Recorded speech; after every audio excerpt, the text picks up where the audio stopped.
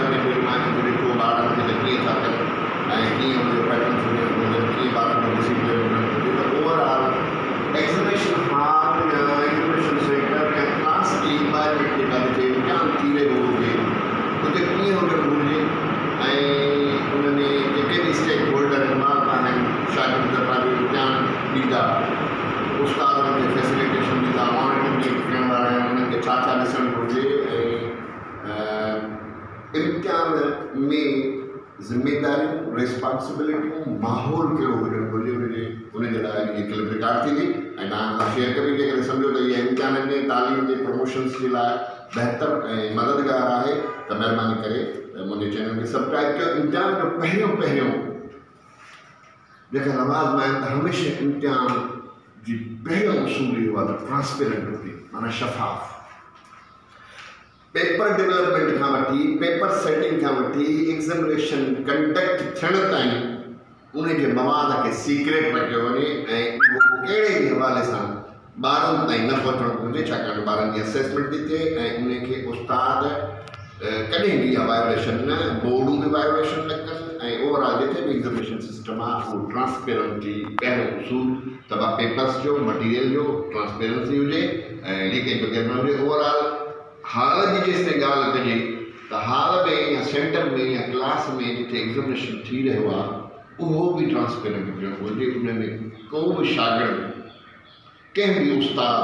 खे इहा इजाज़त न हूंदी त इवन क्वेश्चन पेपर में को अहिड़ो शइ आहे जेका ईज़िली कॾहिं काॾे निकिरी बि वेंदी आहे उनजो जवाबु त बि एतिरी इजाज़त न आहे त तव्हां कंटेंट जे तरफ़ां जे हिसाब सां जेको इम्तिहान ॾिनो वियो आहे शागिर्दनि ऐं उस्तादनि उते जेको बि अमलो आहे उहो अहिड़ी डिस्कशन न कंदो जंहिंमें जवाबात हुजनि। ट्रांसपेरेंसी इहा आहे ओवरऑल सभु ट्रांसपेरेंट हूंदा शफ़ाफ़ हूंदा पंहिंजो कमु कंदा ॿिए का को ध्यानु न ॾींदा छो कोई हिते टाइम मैनेजमेंट जो तमामु घणो ख़्यालु रखिणो पवंदो आहे त उस्ताद जॾहिं बि शागिर्द हमेशह टाइम मैनेजमेंट 3 कलाक पेपर हूंदो आहे कलाक पेपर हूंदो आहे ऑब्जेक्टिव्स हूंदा आहिनि त जिथे टाइम मैनेजमेंट जो हुजे या टाइम ॾिनल हुजे उते हमेशह फोकस टाइम थींदो आहे त टाइम ते नज़र रखंदे हूंदे ॿारनि खे इहो बि ख़्यालु करणु घुरिजे त जेकॾहिं असांखे टाइम ॾिनो वियो आहे 3 कलाक 1 कलाक 2 कलाक त जेको मवाद असांखे लिखिणो आहे उहो ट्रांसपेरेंसीअ सां टाइम जे हिसाब सां उनखे पूरो करिणो आहे त जीअं कि क्वेश्चन पेपर रहिजी न वञनि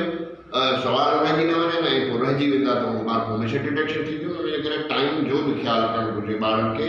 ऐं टाइम जे अंदरि उन्हनि खे अटैम्प्ट करे पूरो करणो। ट्रांसपेरेंसी टाइम मैनेजमेंट को बिल्कुलु ॾिसो इम्तिहान ऐं मां इहो सिलाई सोचींदो आहियां त इम्तिहान हॉल ऐं लाइब्रेरी ॿिन्हिनि जी ख़ामोशी हिकु जहिड़ी हुजणु घुरिजे छाकाणि जो हुते पढ़णु डिस्टर्बेंस आहे आवाज़ शोर जेके स्कूल रोडनि जे भरिसां आहिनि तव्हां ॾिठो हूंदो हुते पढ़ाइण जे दौरान जॾहिं बि गाॾियूं वग़ैरह लॻंदियूं या जॾहिं बि को अहिड़े क़िस्म जो को आवाज़ इरिटेट कंदा आहिनि त उहे तालीम टीचिंग लर्निंग प्रोसेस खे टीचर खे ऐं ॿारनि खे डिस्टर्ब कंदा आहिनि त उन हिसाब सां लाइब्रेरी जहिड़े माहौल में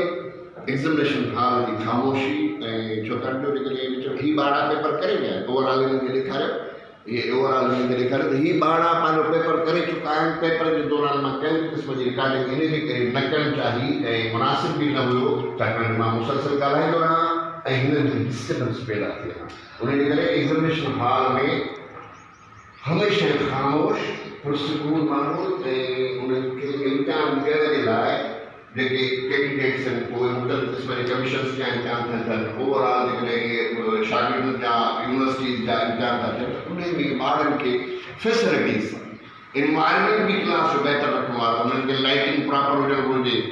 उन्हनि खे जेको आहे हवादार कमरा हुजणु घुरिजनि उनखे गर्मीअ खां बचायो वञे छाकाणि जो एग्ज़ामिनेशन हिकिड़ो हसास कमु आहे त ॿार खे पघर वहंदा ॿार जी गर्मी हूंदी ॿार खे जेको आहे ओड़े क़िस्म जो इन्वायरमेंट न मिलंदो त उहो बि ॿारनि ते तमामु घणो असरु करे थो उनजे करे कॉम एंड कूल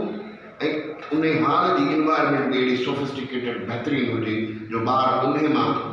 इन्वायरमेंट मां बि हिकिड़ी पंहिंजी इंकरेजमेंट फील कनि ऐं ॾाढा डिसेंट नमूने सां फैसिलिटेशन आहे स्टाफ जेको बि आहे असांजे इम्तिहाननि में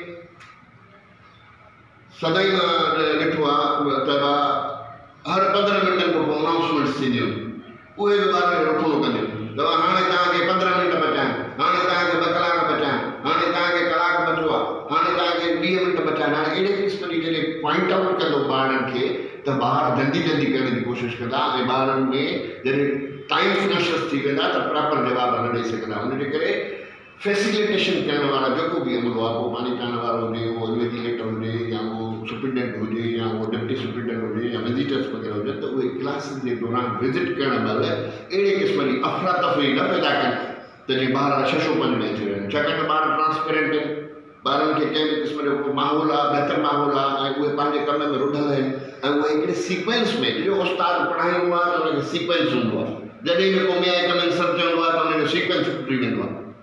ऐं शागिर्द बि उन सीक्वेंस सां लिखंदा आहिनि। जेकॾहिं असां अचे उन्हनि खे ॻाल्हाइणु कंदासीं ऐं डिस्टर्बेंस कंदासीं ऐं ॿियूं अहिड़े क़िस्म जा मूवमेंट हूंदी क्लास में, त ॿारनि जे लिखण जो सीक्वेंस टुटी पवंदो। उनजे करे काम ऐं त फैसिलिटेशन जो जेको जेके बि फैसिलिटेट था कनि, उहे इन्विजिलेटर उहे, त उहे महिरबानी करे ॿारनि खे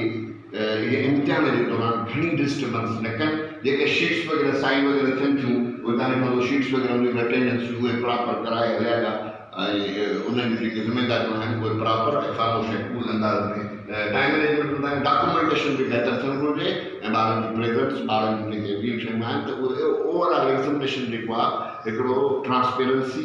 टाइम मैनेजमेंट, कूल एंड काम ऐं बेस्ट इन्वायरमेंट मिलणु घुरिजे, त जीअं ॿार पंहिंजे सवालनि जा जवाब या जेको जंहिं सीक्वेंस में बहितर नमूने सां रिप्लाई करे सघनि था त उहे करे सघनि। त हमेशह जेके बि असांजे सिंध में एग्ज़ामिनेशन थियनि था, उन्हनि सभिनी खे महिरबानी करे गुज़ारिश आहे त ट्रांसपेरेंट रखो इम्तिहाननि खे, त ऐं ॿियो इहो कॉम ऐं कूल ऐं ॿारनि खे